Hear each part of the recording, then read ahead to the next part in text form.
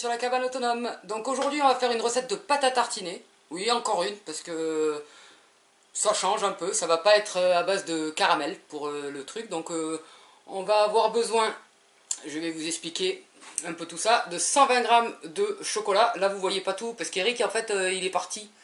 Il est dans le jardin, il prend le fameux bain qu'on vous a montré précédemment.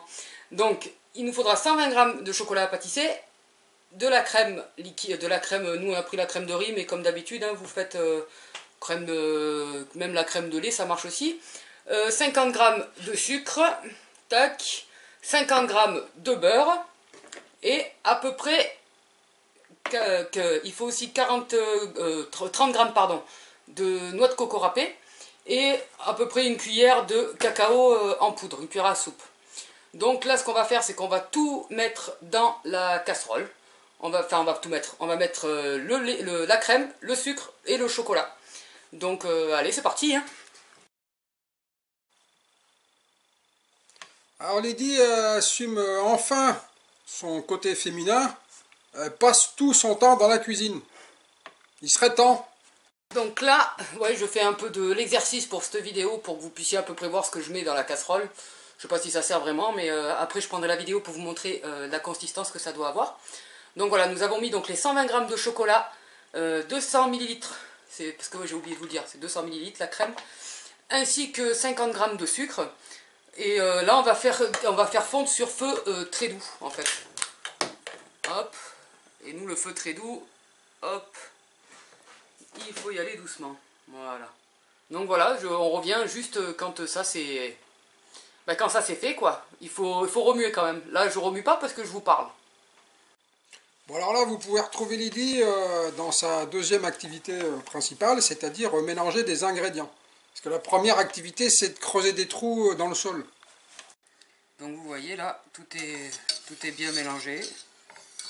Il n'y a pas de souci avec la mélange. Voilà. Donc là nous allons rajouter du chocolat en poudre. Donc nous allons mettre du cacao, voilà, j'ai pris de la poudre cacaotée. Bon après c'est toujours aussi galère, c'est ça que je n'achète pas souvent.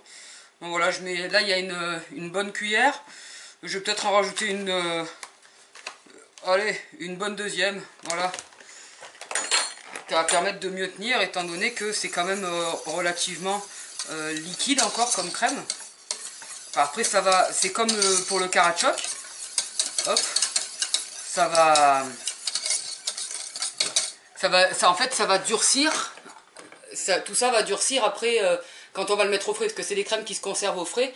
Alors pour le temps exactement, je peux pas vous dire combien de temps ça dure, étant donné qu'Eric les mange relativement vite. On dirait que j'ai un micro là, ouais. Donc voilà, donc je peux pas exactement vous dire, en principe c'est à peu près 15 jours au frigo, et puis voilà, donc t'en faites pas trop d'avance. Ça se fait relativement rapidement, donc autant le manger frais. C'est toujours pratique, sauf après vous pouvez aussi en offrir. C'est toujours bien d'offrir des trucs qu'on a fait soi-même, et parce qu'il faut savoir se débrouiller un maximum. Ah là j'entends la porte, je pense qu'Eric a fini de prendre son bain. Oh Eric il a fini de prendre son bain. Vous vous rappelez le bain de la vidéo précédente? Tu viens leur dire bonjour pendant que je te cuisine à manger? J'ai arrosé en même temps. Ah t'as arrosé en même temps, ça y est? Viens leur dire bonjour, regarde ils sont là. Coucou. Salut. Donc voilà. Ça a une certaine consistance, vous voyez, c'est quand même liquide hein, comme truc, malgré la poudre cacaotée. Donc là, ce qu'on va faire, c'est qu'on va rajouter hors du feu. Je vais éteindre le feu là, et je vais rajouter le beurre. Et on va remuer aussi avec le beurre, parce que le beurre, comme c'est du gras, ça permet aussi de lier tout ça. Donc, on coupe le feu, on rajoute le beurre coupé en petits morceaux. Tac, tac. Et là, on remue. Toujours pareil, il faut toujours remuer. Bon bah pendant qu'elle mélange, moi j'ai la paix quoi.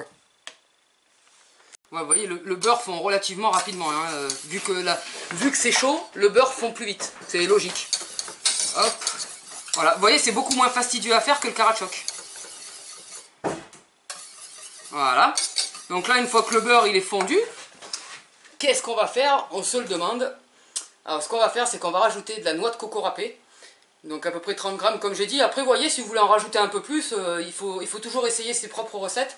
Moi c'est toujours des recettes que j'essaye de personnaliser ou d'essayer. Là franchement c'était un essai total. Donc je suis plutôt ravi, parce qu'en général, c'est vrai qu'on utilise du lait sucré, du lait concentré sucré pour faire certaines pâtes à tartiner.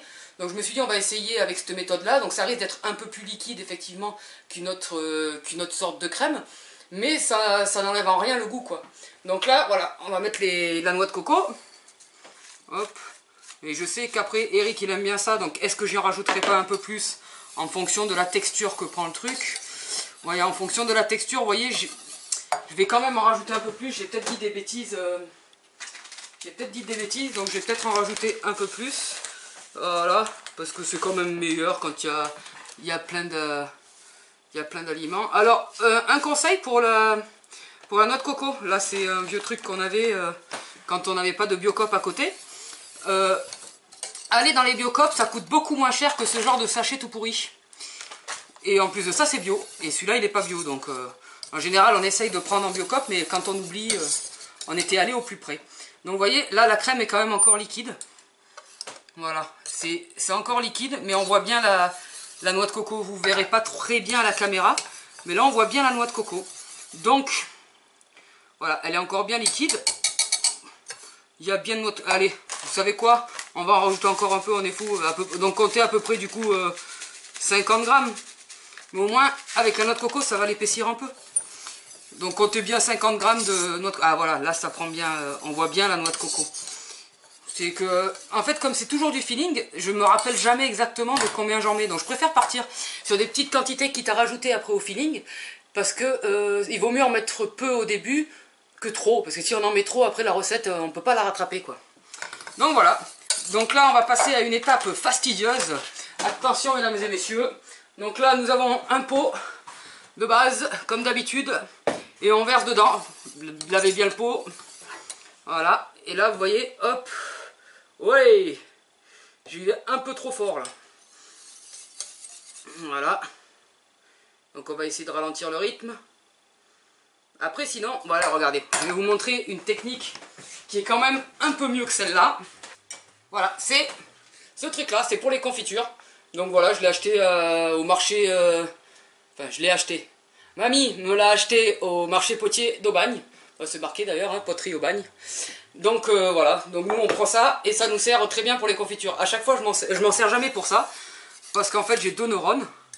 Mais voilà, au moins. Et après comme il en reste dedans en général, hop, voilà.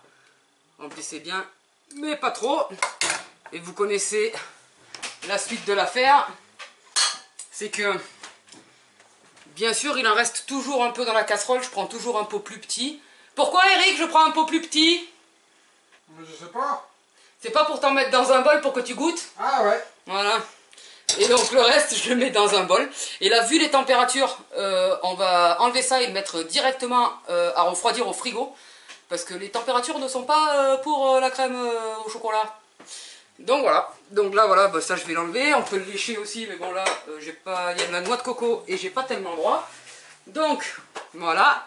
On ferme tout ça. On va le mettre au frigo pour que ça durcisse. Et après, ben, je vais devoir encore faire la cabane à bonbonnes pour apporter à Eric sa dégustation. Donc on se voit tout à l'heure. Donc ben voilà, la crème a refroidi un petit peu comme d'hab. Hein, fait pas... Vous voyez, regardez, ça a une consistance quand même. C'est plutôt pas mal quand on la laisse au frigo. Donc là, on va passer à la dégustation. Ça va? Je te dérange pas pour la dégustation? Non, je déguste ou tu dégustes? J'attends. Ah, t'attends, ouais. Donc, je vais faire la petite tartine du monsieur. Donc, en fait, la brioche, je sais pas nous qu'on l'a faite. Hein. On l'a achetée toute faite, je tiens à le préciser. Donc, vous voyez, ça se tient quand même plutôt bien. Hein. Même à la cuillère, il n'y a pas de souci, quoi. Vas-y, fais du bordel.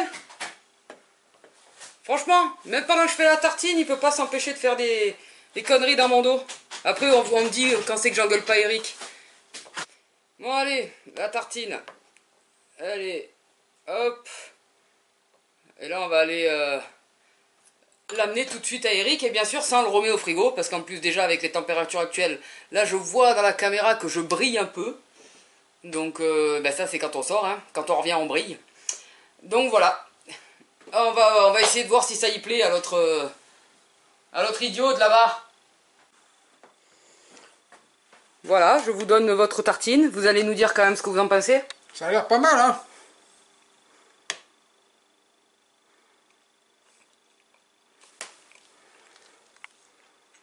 Trop sucré, pas trop sucré. Non, c'est bien. On sent bien la noix de coco. C'est pas trop chocolaté. Non, c'est bien, il y aura du bounty tartiné. Ah bah c'est bien. C'est bon. C'est tout ce que t'as à dire, quoi. Du coup, tu bouffes comme un gros porc devant la caméra et tu dis même pas au revoir. Il n'y a rien à rajouter.